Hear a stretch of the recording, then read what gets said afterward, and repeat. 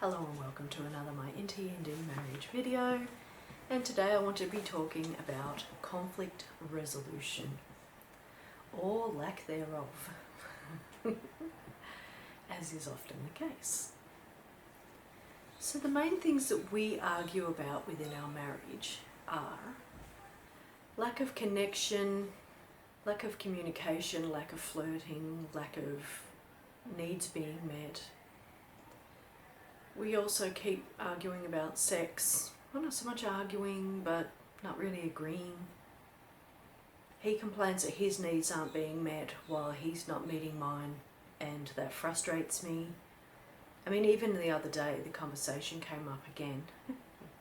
And he was trying to tell me that I don't find him attractive anymore, and that I'm going to move on and leave him once the kids have left home, and yada yada.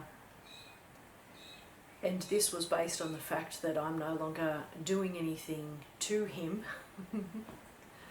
And I was like, well, that statement sums everything up in one sentence, because it's all about you and what you want, and not me and my needs.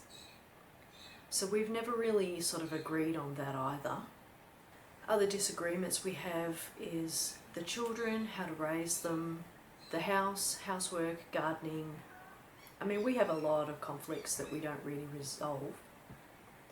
And in the early days, when I moved in with him and I started raising issues, he would sort of go into meltdown mode immediately. He would get really cross, really angry, and not talk to me for days and things like that. And any time I brought up an issue, his response was often, well, we should just split up then. There's something wrong with you, this relationship isn't working, you want too much, you need too much, I'm going to ditch you and go and find somebody else who wants less, expects less. This kind of 3-year-old tantrum type of response, as opposed to, let's talk about it, let's work it out, let me listen to what it is that you're trying to say, let me factor in my own feelings and thoughts here. It was just this kind of tantrumy response. We should just split up. And it was like that almost any time that I raised any kind of subject. Or he'd passively, aggressively get me back. So let me think of an example of that. When I first move in with him, I hang the washing out the way that my mum taught me.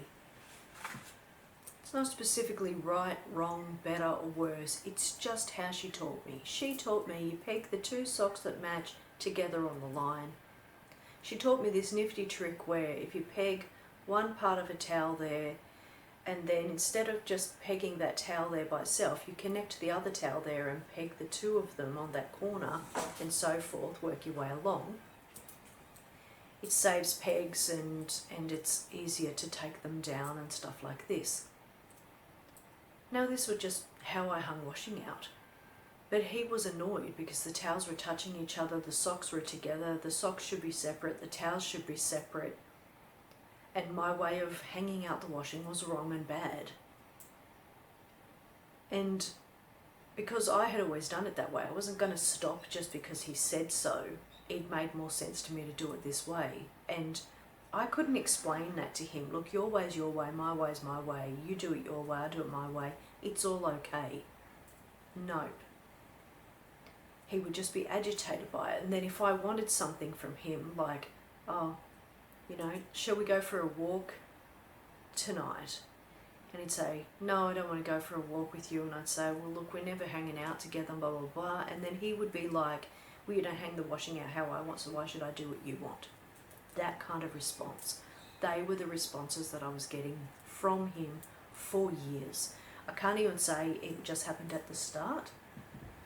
It was perpetual and ongoing. I wasn't meeting his needs by doing everything his way, and so therefore he wasn't going to meet mine. And as the years went on, all of this just built into this massive amount of resentment. And it was like really impossible to reason with him. You couldn't get him to understand that the washing was one thing and going for a walk or doing something with your partner was different. The two weren't really connected, and they didn't have much to do with the other. Like, just because I didn't hang the washing out your way didn't mean that you had to be awful to me. And considering there was lots of things that I wasn't doing his way, he was quite awful. Because I was annoying him every turn by not doing what it was that he wanted me to do when he wanted me to do it. And so then obviously in the middle years, we just started to build up resentment and anger and almost any kind of request or suggestion or asking for a need to be met was just met with this volatile anger, punishment, you know, really kind of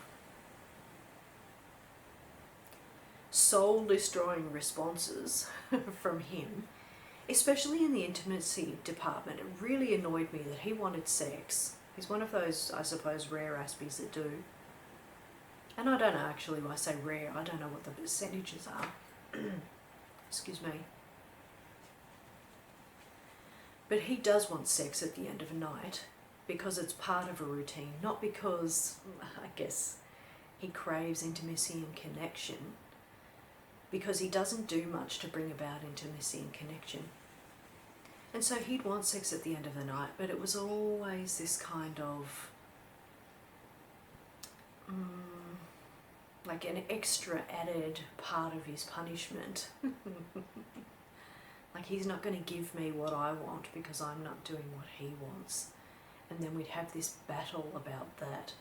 And the battles just grew because it grew from like being about the washing to the cutting the onions to washing the dishes to to sex and to everything. And in the end, everything was an argument because we hadn't resolved anything.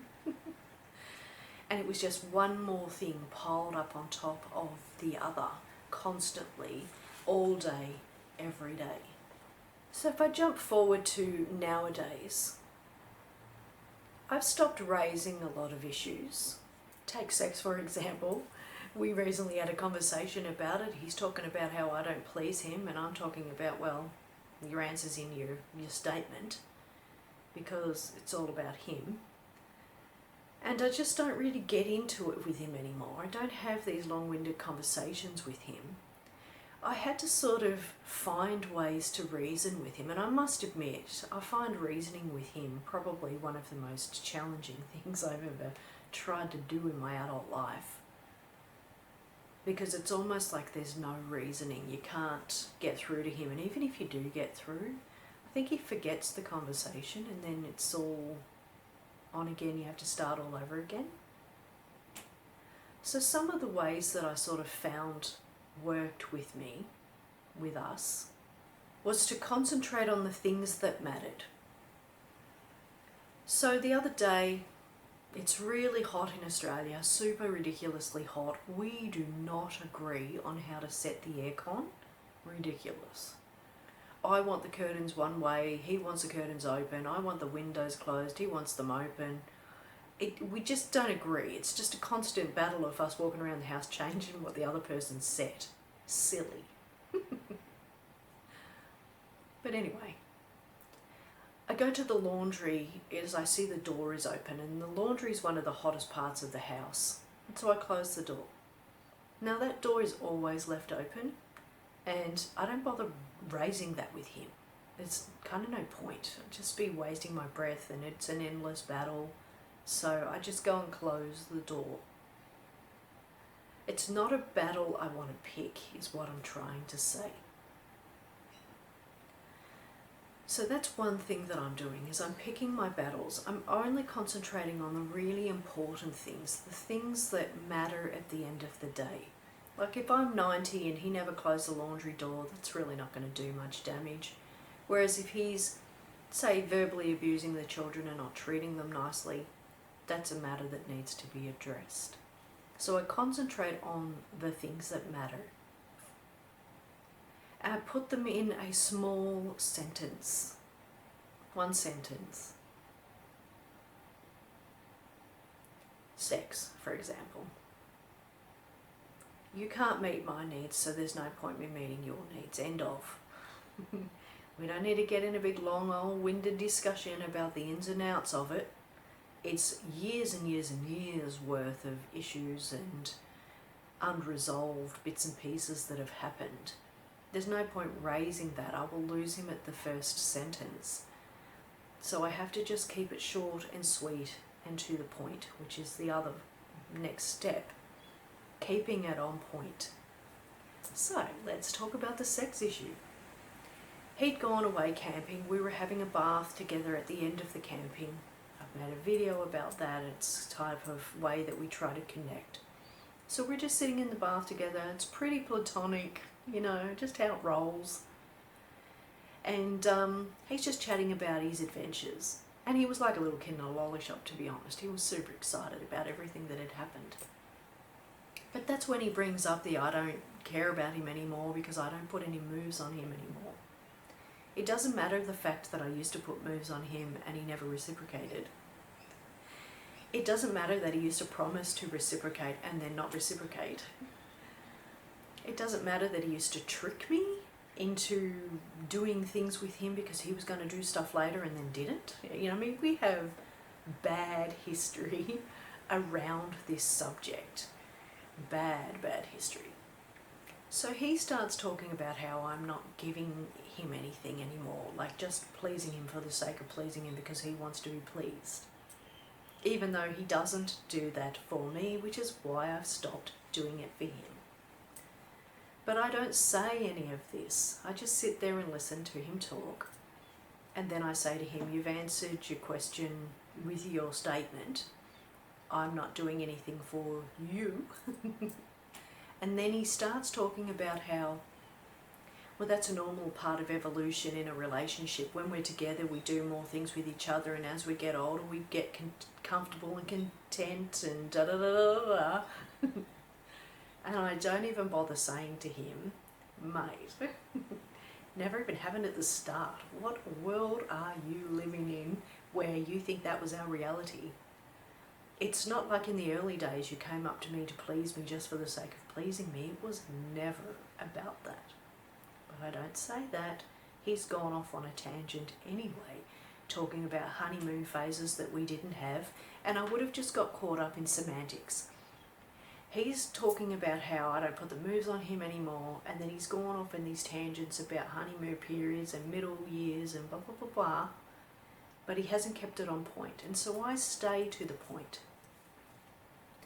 Sex for you is not about me. That's the end of. That's the end game here. Sex for you is what you can get out of it, and for as long as that's going to be how you roll with sex, because that's just how your ASD mind deals with the situation, then it is what it is.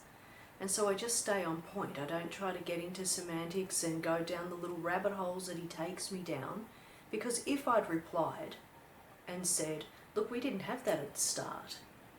We didn't have this honeymoon phase that you're speaking about. Then he would go on some other tangent, and then I'd have to talk about that tangent, and then over that tangent, and here and there and everywhere. And at the end of the day, sex isn't happening because we have too much bad history. That's the whole statement. That's the end of. It can't be undone and it cannot be changed. And so we don't really argue about it anymore. We don't talk about a lot of things anymore. He'll raise topics and I just kind of sweep them under the carpet because I don't want to get into arguments with him. I do a lot of things when he's not home, like hanging out the washing when he isn't there. I don't help him hang out the washing because he changes what I do. And to be honest, I don't like how he hangs out the washing. He hangs out everything a mile apart. All right, whatevs, you do you. So it gets tricky trying to sort of resolve conflicts, and we have lots and lots and lots of conflicts that have never been resolved. Things that happened that they just did. There's nothing can be done about it. I can't raise it to him in a way that he's ever going to understand and apologise in a way that I need. It can't be changed, it can't be undone. I can't take it back and make it that it didn't happen. So a lot of our conflicts are just swept under the carpet. A lot of it is me just choosing to concentrate on the big things. And a lot of our conflicts were him concentrating on all of the really small petty things. Like, okay, I won't sort of have words with him about leaving the laundry door open, but he would have words with me about something like that. And I just kind of go, I mean, in the early days I defended myself until I was blue in the face and it just would blow up and we'd end up in an argument. Now I've learned if I just ignore what he says, nod, smile, something, then, you know, he'll sort of leave it alone. Or I might turn it into a joke or something. So nowadays we're sort of having less conflicts, but not because we've necessarily figured out how to argue better. Although I would say that I have.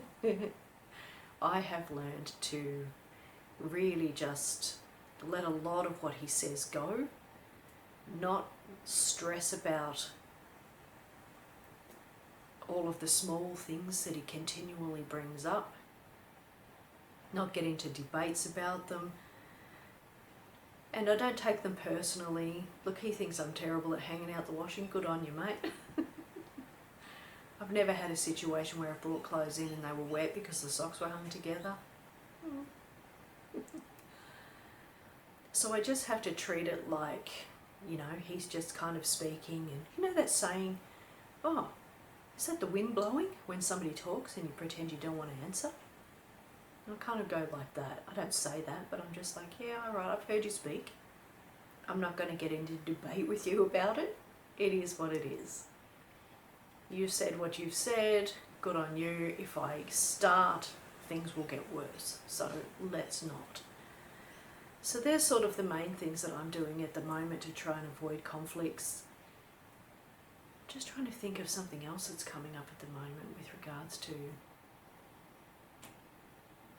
I think the main thing that we're struggling with at the moment is the aircon situation. Although I will admit, I did crack it with him the other day. I don't think I mentioned this in a previous video, although maybe I did. He was gone, he was away, and I had the aircon on. And he walked in and started changing it straight away, immediately. Walks in and changes everything. Opens blinds, opens windows, opens doors, turns the aircon up, the floor starts getting wet because it's too humid. I mean, absolute schmozzle. And I said to him, did you think that the house was not cool enough when you walked in? And he said, no, the house was fine. I was like, okay. So then why did you change everything? And he says, this is how it has to be done. Okay. And what's really interesting about the aircon situation is I'm doing it the way that he first showed me when we first moved in and had this new aircon system. You have to do it this way, he says. Specifically, windows open this wide, da-da-da-da-da-da, the whole shebang. I'm still doing it that way. But for whatever reason in the last few years, he changed. He must have heard or read or thought, who knows. But all of a sudden he wants it done differently now. And so what I'm doing is working. It always was when he had done it and taught me how to do it. And now he's doing it this different way. And the house instantly started heating up. Within minutes of him getting home, the house, there's a temperature gauge obviously, started going up. And so I actually cracked it. And I don't crack it very often. And I wasn't cracking it at him, but I was walking around, closing all the blinds and the windows to my specifications and grumbling under my voice because I was fuming. I was like, what the hell? Why would you walk in the house and then immediately change something that was working and now it isn't, and under my breath. He walks out from somewhere hearing me and he goes, are you angry with me? I said, oh yeah, definitely angry with you. I said, I don't understand why you've walked in and changed everything when the house wasn't hot. And then he gets upset with me because I'm upset with him and stops talking to me. All right, okay. And, you know, that's how that went. So we didn't really resolve or anything with that issue. And I don't normally arc up like that, but I was just incredulous because I'd been home and he hadn't. And the first thing he did when he walked in was change things. That just kind of tipped me over the point that I don't normally tip over, but that was one of those days. So yeah, I find it sort of very difficult to reason with him and to resolve conflicts. I think we're going to be having this aircon issue for however long we live here and we've got this aircon. It's the same as the locked door situation with the garage, and how I kept going to sort of go to bed at night time and the garage door would be unlocked, meaning that if you got into the garage you could get into the house. And so I started putting a sign on the door going, please lock me. And this went on for years. And now finally he's locking the door only when I go out and need to get back in. And sometimes I have a handful of stuff and I can't get back in because he's locked the door, but only when I go out. And I'm losing my mind. I'm like, is this for real? And I said to him one time, are you doing this deliberately? Because it's some passive aggressive way to get me back. Like, what are you doing? And he said he just didn't even think about it. He forgot that I'd gone out. Okay. So he's gone from always leaving the garage door unlocked to only locking it when I go out now. So I kind of resolved one issue and created another. Dude. Anyway, drop a comment below. Have you found a way to reason with your partner? Have you found a way that helps you resolve conflicts and ways to agree on things? Or are you similar to us in the way that we've kind of agreed to disagree, but we do it quietly in a non-confrontational way because confrontations don't really get us anywhere? I'd really love to know people's thoughts on this one, because personally I find that resolving issues is one of the hardest things, as I said, that I've tried to face in my adulthood. And we're kind of having some luck. Like those 3 points that I raised, they do kind of work if I stick to a point, have a brief sentence, only, sweat the big stuff. But it's still not that we necessarily are not having conflicts at all, or that conflicts are being resolved. We're just kind of raising them less, and therefore having less issues that we're arguing about. But I'd really love to know if there's a way that you can reason with them, like a sentence, a quick saying, a something, a magical wand-waving cure. Wajing, aircon argument done, never raised again. I wish. Anyway, drop a comment below, love to hear your thoughts, and as always, thank you so much for taking the time to watch this video. I do hope that you found it helpful, and I hope that you can drop a comment below that others may read and also find helpful.